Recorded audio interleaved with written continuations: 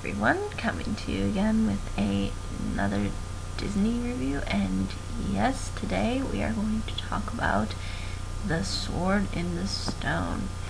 Now, The Sword in the Stone is originally a book by T.H. White, and basically it does follow the early adventures sort of Arthur, meaning that we are diving sort of in the same direction as the Disney version with the sort of intellectual look and evolvement of Arthur at a young age, before he pulls the sword out of the stone and becomes king.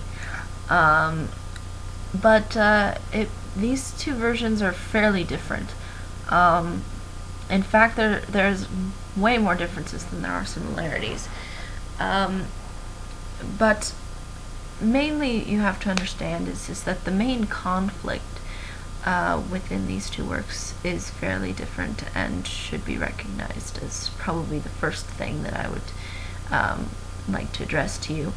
And that has to do with the conflict being that that the original work presents itself as the conflict as internal, and that this conflict takes place in Arthur's mind, and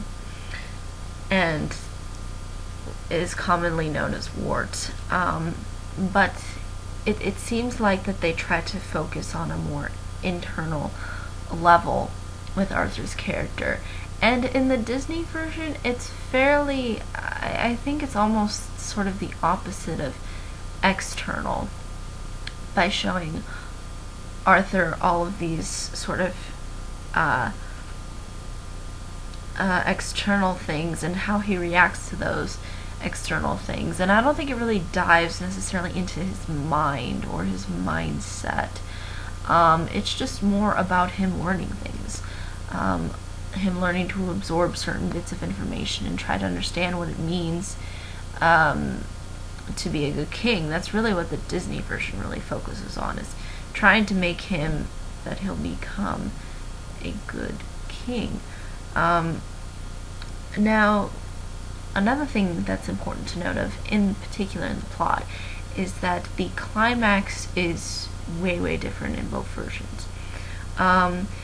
The climax in the story is when Arthur is given sort of his final lesson, because again, it's sort of similar with the Disney version where you have like all these different lessons and different journeys that Merlin takes Arthur on.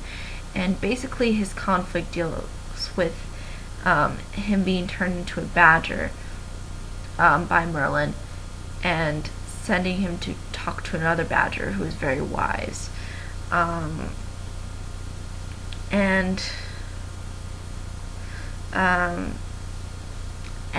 I think this marks sort of the climax, because before Merlin sends him off to sort of do this kind of task of becoming a badger, he asks him if he's learned anything, and then Arthur says, I quote, "I have learned and have been happy." And I think that's an important part, because it shows that Arthur has been able to genuinely absorb the information that he's been given, and he sort of has this appreciation for the information that's being given to him, and sort of marks again that kind of turning point as to how everything that has led up to this point has allowed him to fully appreciate what he's learned. But basically that's really how the original work plays itself out into the climax. Disney version is completely different and actually doesn't really focus so much on Arthur. The climax really in this movie, in particular, I would say is really the ultimate real climax, I guess, is between Merlin and this antagonist named Madame Mim.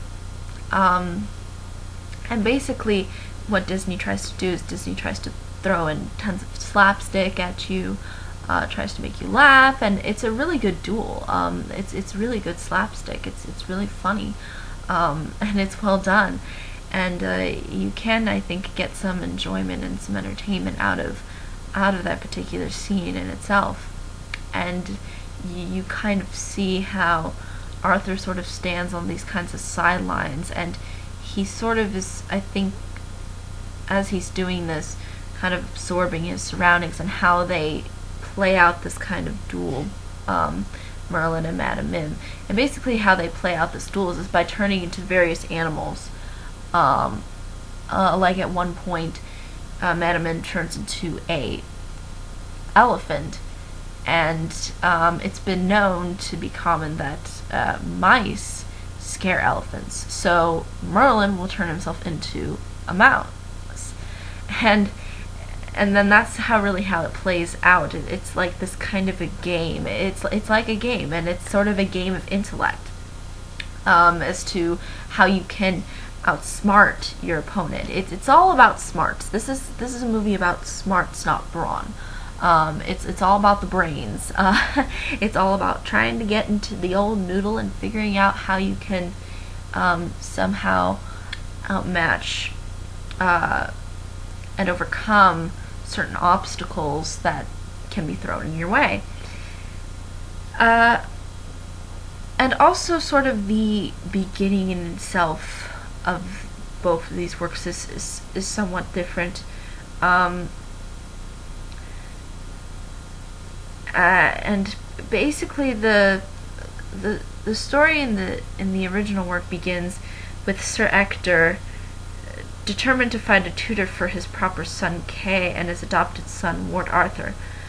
One day, while chasing after Coley, one of his father's hunting falcons, Arthur becomes lost and stumbles upon the cottage of Merlin, a magician, in the middle of the forest. Merlin shows Arthur around the cottage, which is to say the least in wild dismay. Merlin lives his life from the future to past, going backwards in real time, so he is expecting Arthur. He shows Arthur the way back to the castle, and from there on, with a little skepticism on the part of all concerned, becomes tutor to Arthur and Kay. Okay, this is somewhat similar and somewhat different in the Disney version. In the Disney version, it sort of plays out into the beginning of actually giving you some kind of exposition and explaining to you, like, and it explains sort of through song by saying, like, you know, the old king died, and now there's this sword in the stone, and people are living in sort of a lawless land, and everybody's fighting over it, as to who is the rightful king. And that's really how it plays itself out. It's playing itself into the idea that, oh, we're going to see Arthur now, who is going to become the potential king. You know, that's really what the Disney version tries to set up for itself. But with here, it seems like they just start off with the in the original work with the idea that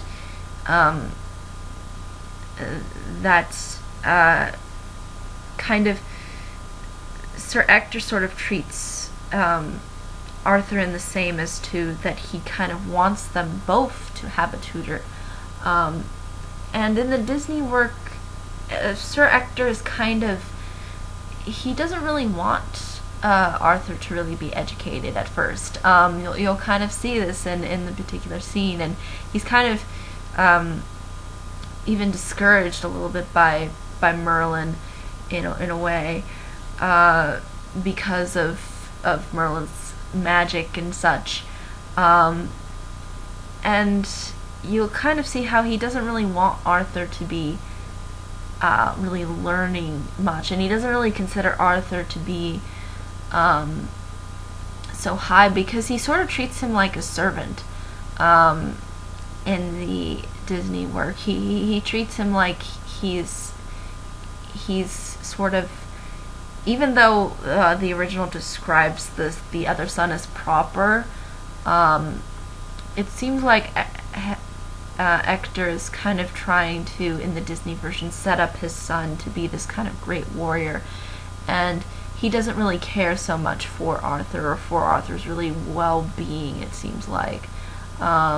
He's really more concerned about Kay, and you'll kind of see this, how he how he tries to, you know, give Kay the chance to, you know, fight, and it really shows that he doesn't really necessarily typically care for Arthur so much, and doesn't really care for him to be given even a tutor or anything. So that's something that's, I think, important to note. And also this Coley character, the hunting falcon is non-existent in the Disney version. However, the Disney version does have I believe it's a wolf, and he's sort of used for some slapstick too. You'll kind of see this, how Disney tries to be funny, and they do it fairly well, and they've kind of put this character in there to sort of have something to kind of laugh at and be entertained by. And there is no Coley, so no Coley in Disney version. And also, when Arthur does stumble on the cottage, and this is where the Disney version and the original work are fairly close, when Arthur comes into the cottage and he meets Merlin for the first time, you will see that Merlin does kind of work backwards. And you'll see this throughout the Disney version, and I'm sure it's throughout the original work as well, because they do try to emphasize this idea that Merlin has sort of an understanding of the future more than anybody else around him. So he's actually expecting Arthur, and he knows Arthur is going to come. And you'll see how he prepares that in the Disney version, and you'll sort of see here how it's presented in that similar way. And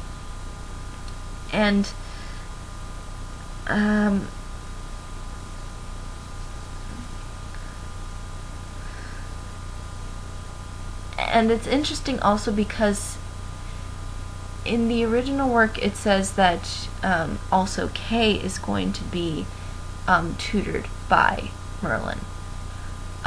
This has not happened in the Disney version at all. Kay is sort of treated as this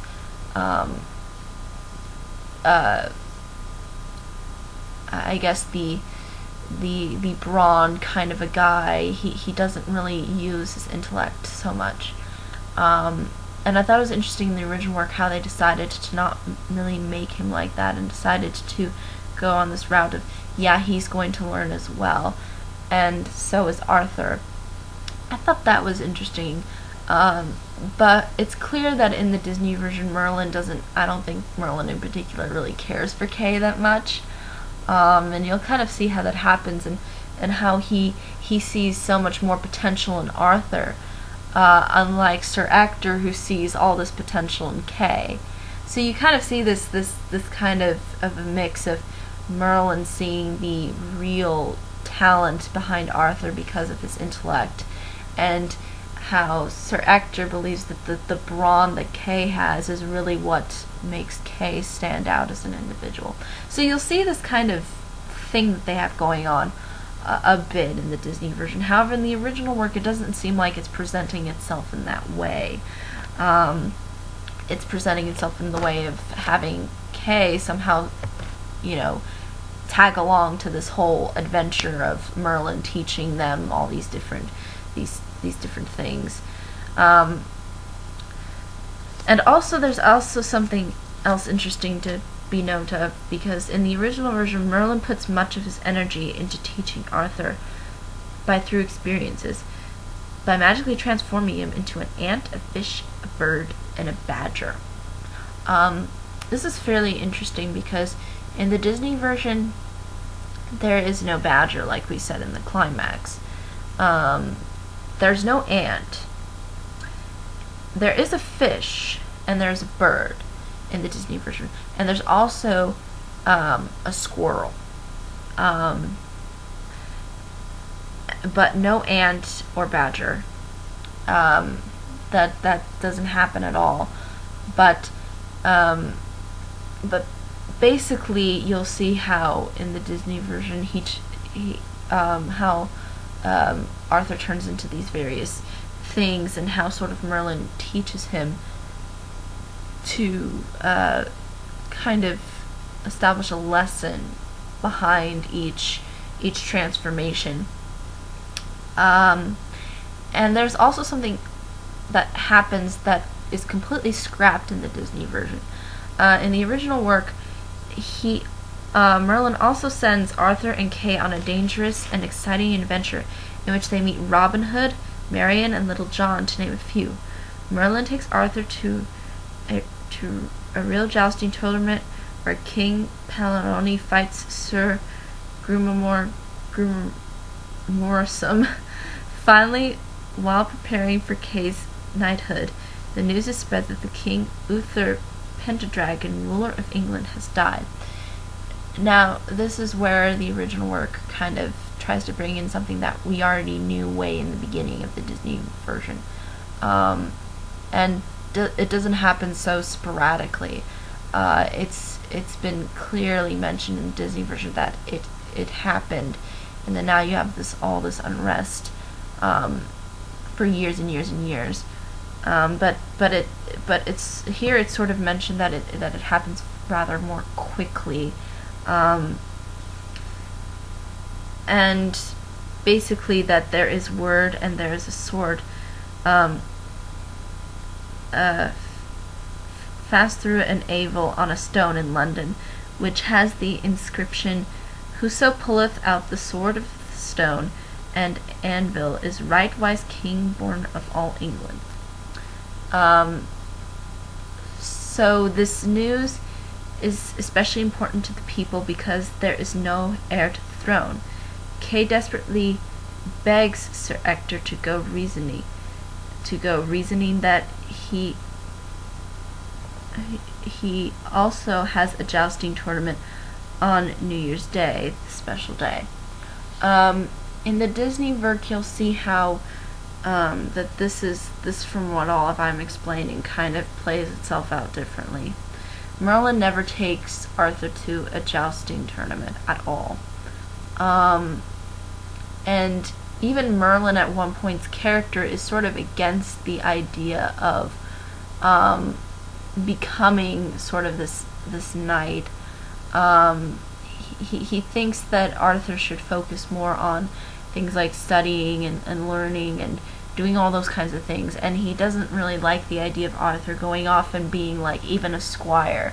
And you'll see that at one point in the Disney version where Merlin kind of says to Arthur, "You know what, I'm sorry, but you know, I don't understand why you would want to be a squire, you know, and why you would want to go out and fight. You know, you should learn things. You should really, you know, look at books and look at all these different things that really can bring more value to your life."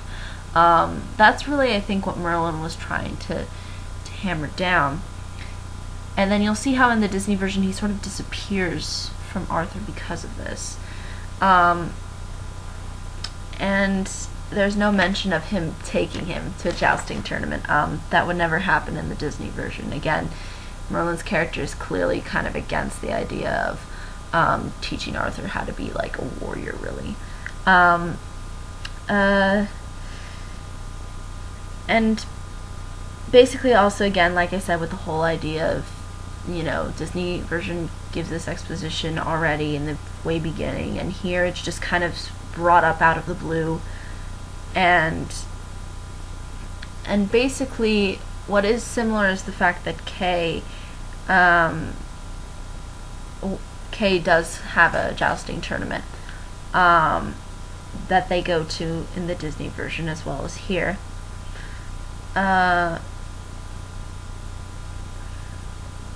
And basically it mentions, though, in the original work that that before Arthur leaves to go to the tournament that Kay is going to be involved in, he becomes rather upset because Merlin and Archimedes, which is again the same character in the Disney version, the Merlin's owl,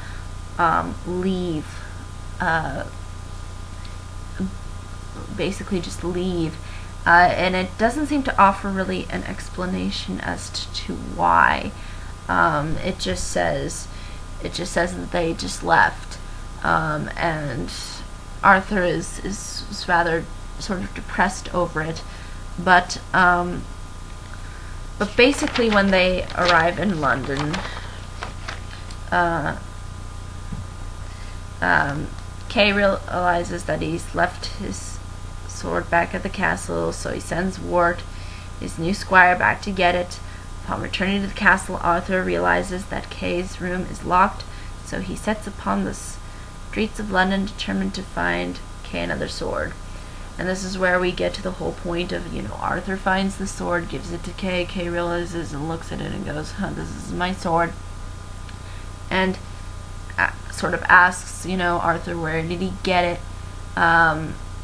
And I think the only difference that I could pull out from everything else really is, and from this whole point sort of towards the ending, is that Kay, I think it's mentioned that Kay lies about it in the original. I think, and correct me if I'm wrong, I'm trying to remember if in the Disney version he did lie about the sword, like him saying that I pulled the sword out.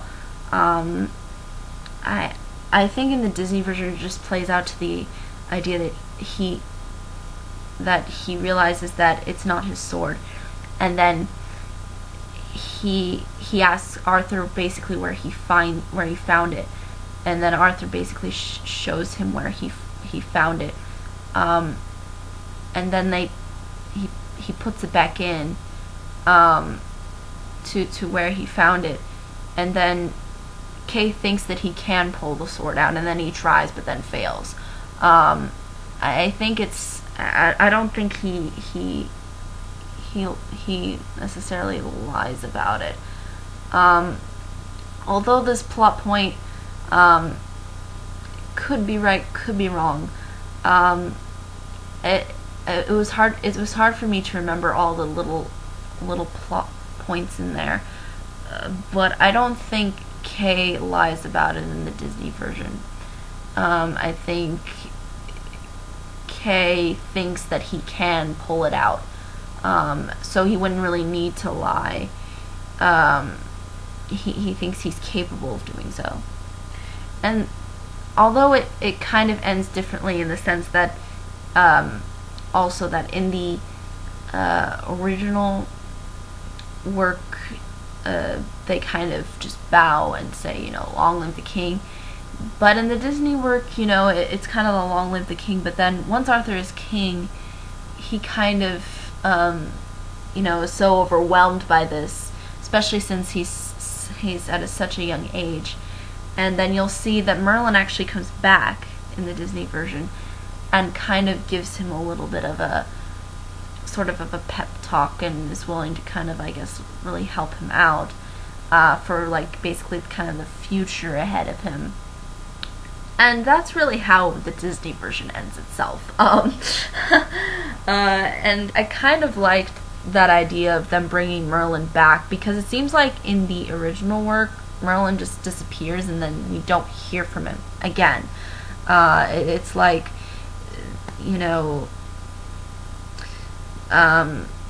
and